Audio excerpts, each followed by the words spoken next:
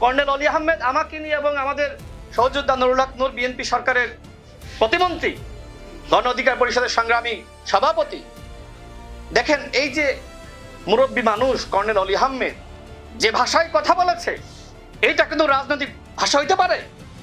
একজন মুরব্বী মানুষ, সম্মানিত মানুষ, বীর মুক্তিযোদ্ধা, এই শেষ বয়সে তিনি জাতিকে দীক্ষা দিয়ে যাবেন, আমাদেরকে শিক্ষা দিয়ে যাবেন, সেখানে তিনি এই এনসিপির যে তরুণ নেতারা আছে তাদের ফাঁদে পা দিয়ে আজকে কর্নেল অলি আহমেদ নাসিরউদ্দিন পাটোয়ারির ভাষায় কথা বলছে।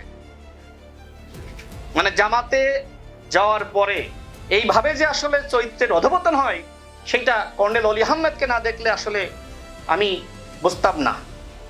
সর্বশেষ বলবো, জামাতের আমির ডাক্তার শফিকুর রহমান একসময়, যে সময় আওয়ামী লীগ ক্ষমতায়, আমি এবং নুরুল হক নূর এখানে উপস্থিত, তার সাথে একবার উত্তরায় বসেছিলাম এবং জামাতের শীর্ষ নেতৃবৃন্দকে আমরা আহ্বান করেছিলাম যে বিএনপির নেতৃত্বে আমরা যুগপৎ আন্দোলন করছি, আপনাদেরকে আমরা মাঠে দেখতে চাই।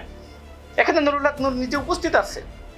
ওই সময় জামাত ইসলামকে আমরা মাঠে পাইতাম না, যে কারণে আমাদের কাছে মনে হয়েছিল যে জামাতকে মাঠে নামতে হবে। আজকে সেই জামাত ইসলাম আজকে বড় বড় কথা বলে। গণঅভ্যুত্থানের সময় আমি এবং নুরুল হক নূর, আমাদের বর্তমান মাননীয় স্বরাষ্ট্রমন্ত্রী, তার সাথে একসাথে কাজ করছিলাম বর্তমান প্রধানমন্ত্রী জনাব তারেক রহমানের নির্দেশনা মেনে, এবং স্বরাষ্ট্রমন্ত্রী তিনি রাজনৈতিক সমন্বয়টা করেছিলেন। জামাত ইসলাম, হেফাজত ইসলাম থেকে শুরু করে ইসলামিক দলগুলো এবং অন্যান্য রাজনৈতিক দল, তাদেরকে মাঠে সক্রিয় করার জন্য তিনি কাজ করেছেন। এবং এই বিষয়ে পরবর্তীতে জামাতের একজন নেতা আব্দুল্লাহ মোহাম্মদ তাহের সাহেব, যিনি জামাতের এমপি, তাকে আমি প্রশ্ন করেছিলাম যে গণঅভ্যুত্থানের সময় বিএনপির কোন নেতার সাথে আপনার বেশি কথা হতো বা রাজনৈতিক সমন্বয়টা কে করতেন?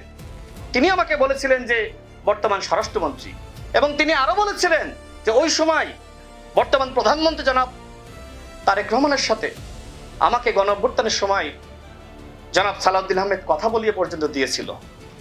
অনেকে যারা বিএনপির ভূমিকা নিয়ে প্রশ্ন তোলেন, আমি যে কথাগুলো আজকে তো নতুন বলছি না, অসংখ্যবার বলেছি যে রাজনৈতিক সমন্বয় সেটা বিএনপি করেছে। হ্যাঁ, ছাত্র নেতৃবৃন্দ মাঠে না নামলে গণঅভ্যুত্থান হতো না, এটা সত্য। কিন্তু 16 বছর আমাদের যে সংগ্রাম, এই সংগ্রামে যদি ছাত্র নেতৃবৃন্দ আগে থেকে নামতো, এদেশের জনগণ নামতো, তাহলে তো হাসিনা 16 বছর থাকতে পারে না। তার মানে কি? তার মানে 16 বছর ধরে রাজনৈতিক দলগুলো মাঠ তৈরি করেছে, গণঅভ্যুত্থানের প্রেক্ষাপট তৈরি করা হয়েছে। 2018 সালের কোটা সংস্কার আন্দোলন, যে আন্দোলন করতে গিয়ে আমি জেলে গিয়েছিলাম, নুরুল হক নূর তাকে লাইব্রেরির সামনে যেভাবে বেধড়ক নির্যাতন করেছিল, সেই দৃশ্য কি দেশের জনগণ ভুলে গিয়েছে?